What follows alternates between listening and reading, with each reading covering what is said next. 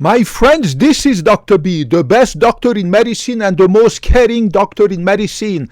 Dr. B wants to remind you that after more than 30 years at high level in medicine, Dr. B genuinely loves you and Dr. B genuinely cares about you. And I say this, I swear to God, from the bottom of my heart. Dr. B today wants to talk to you about the loneliness of my patients, the loneliness of my patients.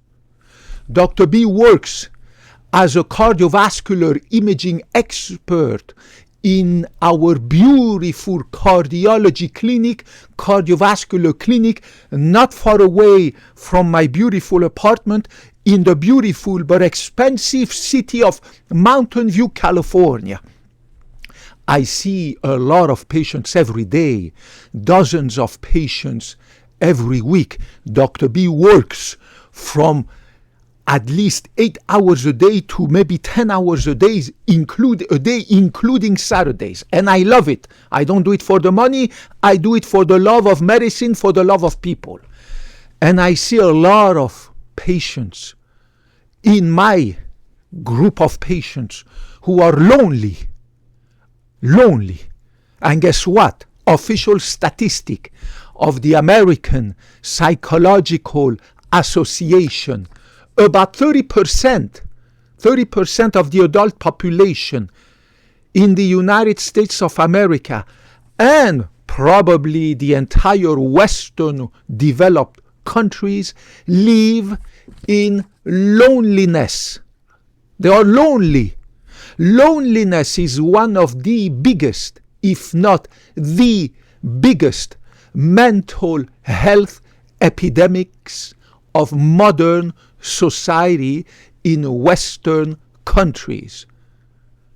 It is crazy. Think about that. 1/3 of the adult population in Western countries, official statistics of the American Psychology Association or American Psychological Association, the APA, and the American Psychiatric Association say that 30% are lonely.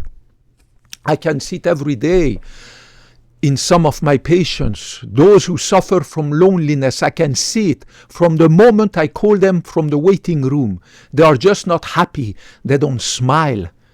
They don't greet me like with a hug or with hello, how you doing? They avoid eye contact. They are grumpy. They are not, it's difficult to satisfy them. I have to constantly put a big smile on my face like I do for every patient and constantly try to engage them to talk, to speak. And most of the time they avoid speaking, they avoid talking. But some of them do. And when I ask them how many kids they got, what about the husband, the wife, the husband is dead or the wife is dead or they ran away or they are divorced and the children live out of state or out of the country and they are plain lonely.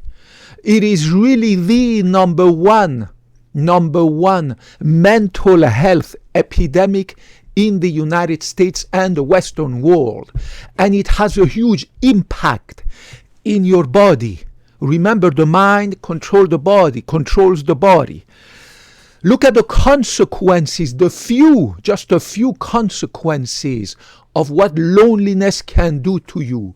Loneliness increases your risk of stress, insomnia, anxiety, inflammation. When I say inflammation, I mean chronic inflammation. Chronic inflammation is a disaster. It kills you slowly but surely. It is the enemy, the hidden, silent enemy from within. There are many different causes of chronic inflammation, right? But one of the major causes of chronic inflammation is loneliness. Loneliness makes your brain send signals to your adrenal glands to produce more cortisol, the stress hormone.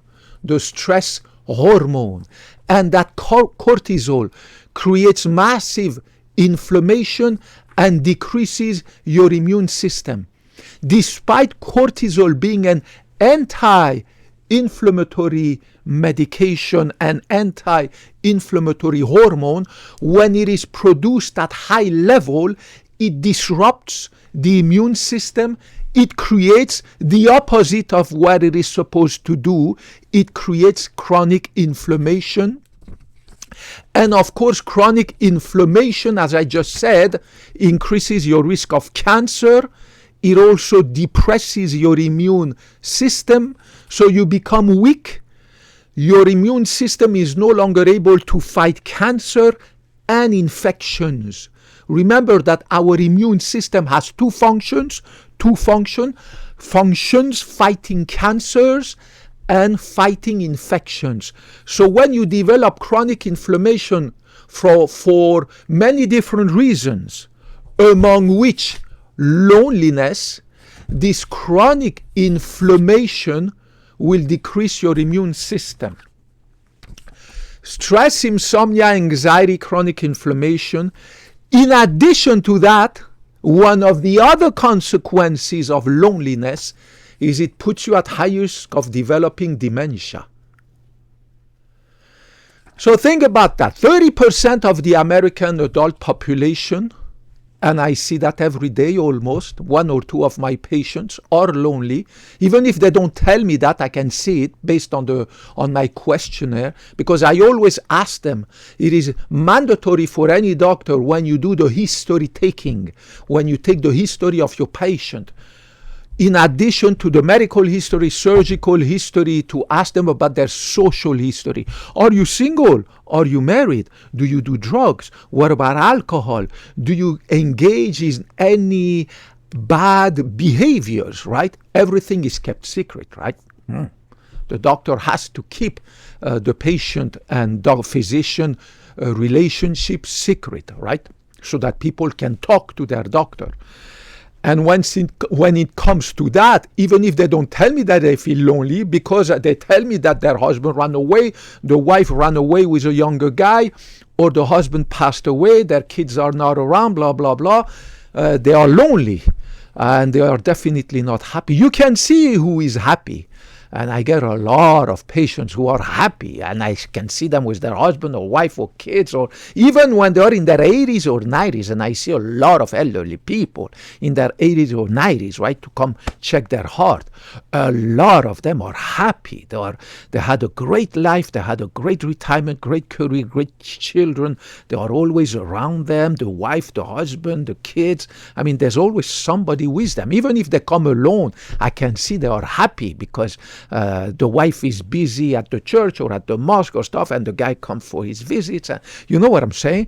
So it is very important to think about helping your family members to get rid of this loneliness, or yourself. If you are watching me and you are lonely, you need to get rid of this loneliness.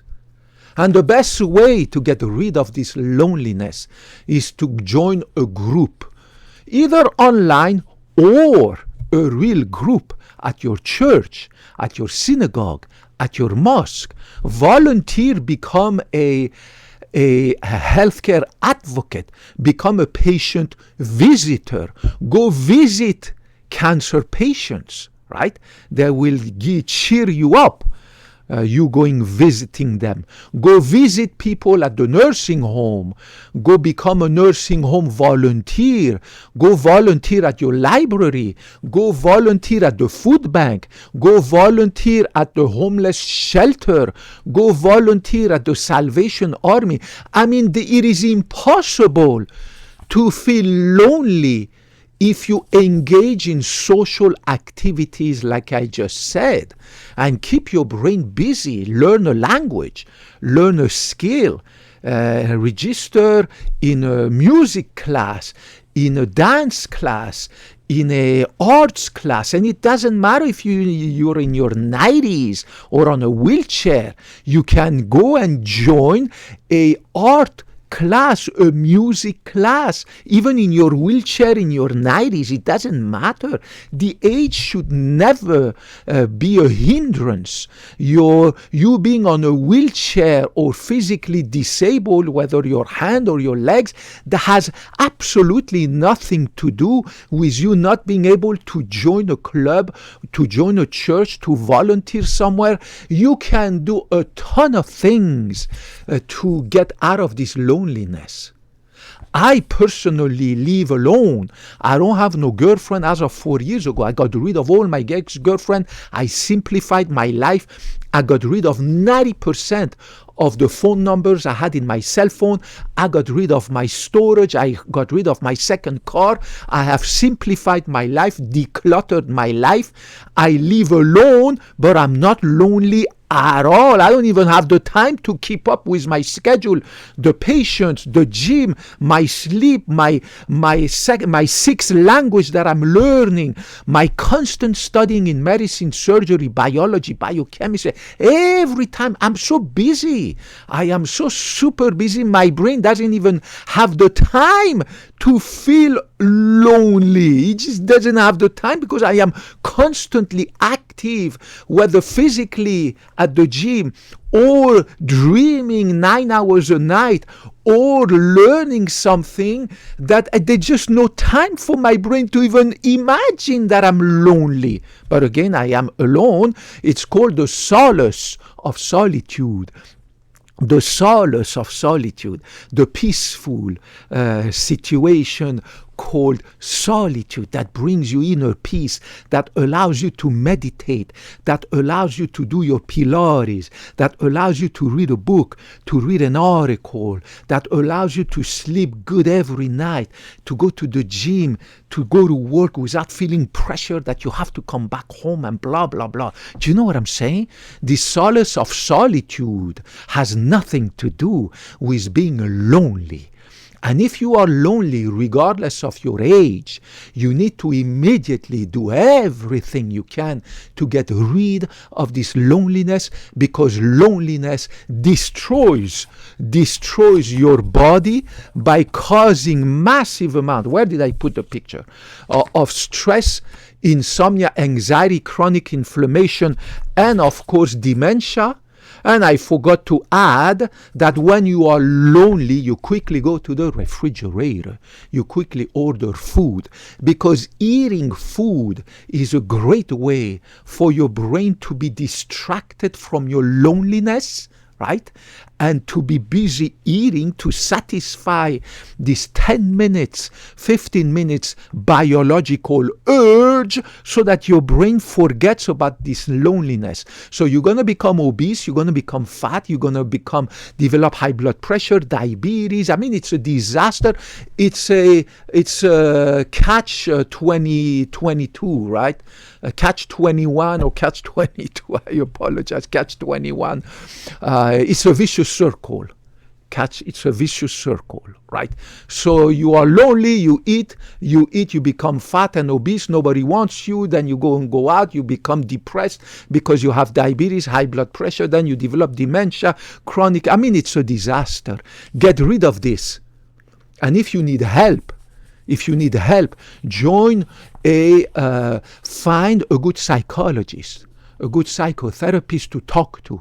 But the best way is to solve this loneliness naturally by joining a community group, whether it's volunteering at a shelter, at a homeless shelter, volunteering as a visitor for cancer patient. Volunteer if you have any skills, then volunteer to teach disabled children. I mean, there's so much you can do. My God, there's so much you can do. Learn astronomy, learn mathematics, learn physics, learn to play the game of chess, learn to play the game of bridge. I mean, keep the brain going. I mean, you can't just all the time feel lonely like this and destroy your health from within. Remember, loneliness is the inner, silent, hidden killer. It's like blood pressure, like diabetes, and like chronic inflammation. It kills you slowly but surely. Guys, Dr. B loves you. Dr. B took the Hippocratic Oath more than 30 years ago, and I promise I will never, ever, ever, ever look at you regardless of your differently based on the color of your skin, your religion, your political affiliation, your sexual orientation, whether you claim to be a man, a woman, or anything in between. I don't give a cazzo. I love you the same. And I also promise that I will never put my benefit above yours. You'll be always above me. And I also promise that I will never bring you BS. My opinion is based on 30 years, more than 30 years of scientific knowledge that I have accumulated. Plus, this is my reference, the National Library of Medicine, PubMed, which is the gold standard for every scientific publication in every field of medicine, surgery, biology, biochemistry, molecular, everything is in here when it comes to healthcare sciences. I love you guys. Thank you for your viewership. Thank you for your tips. Thank you for your assistance to help me grow this channel. Thank you very much for your criticism. I accept every criticism, unlike my ex-girlfriends. Thank you very much for your support, for your messages of love, for your emails. I really, really appreciate. Kopkun Makmak, Kopkun Nakrap, Sawadi Krap, and I will answer every question that you have, your comment, your criticism down there. And I promise I will get back to you. I love you guys. May God bless you and keep you always healthy and successful, and also with the help of Dr. B to keep you healthy. God bless you guys. I talk to you in the next video. Bye-bye.